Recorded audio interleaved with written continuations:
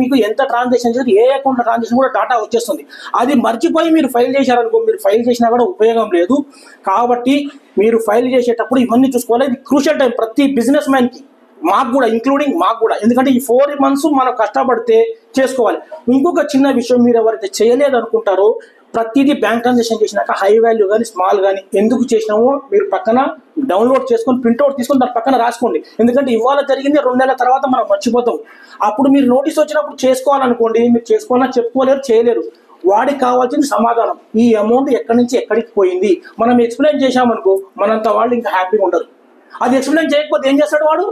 ట్యాక్స్లో add చేస్తారు. Add చేస్తే profit అయిపోతుంది. అంటే మీకు గుర్తుండదు అప్పుడు. అందుకోసమన్నా మన డైలీ హోంవర్క్గా మీరు ప్రతి ఒక్కరు మీ క్రెడిట్ కార్డు వాడండి, డెబిట్ కార్డు ఏదైనా వాడండి, ప్రింట్అవుట్ తీసుకోండి. లేదంటే మీరు ఎక్సెల్లో ప్రింట్ పెట్టుకొని మంత్ అయిన తర్వాత ప్రింట్ తీసుకొని పెట్టుకొని దాని డీటెయిల్స్ రాసుకోండి, ఎందుకు ఇచ్చాము ఏంటనేది. దానివల్ల ఏమైందంటే ఇయర్ అయిన తర్వాత మనం ఆడిటర్ చెప్పిన రేపు రోజున ఇన్కమ్ ట్యాక్స్ ఆఫీసర్ నోటీస్ ఇచ్చినా కానీ మీరు ఇన్ని ట్రాన్సాక్షన్ రిప్లై చేయడానికి ఆస్కారం ఉంటుంది. దానివల్ల మనకే లాభం. కాబట్టి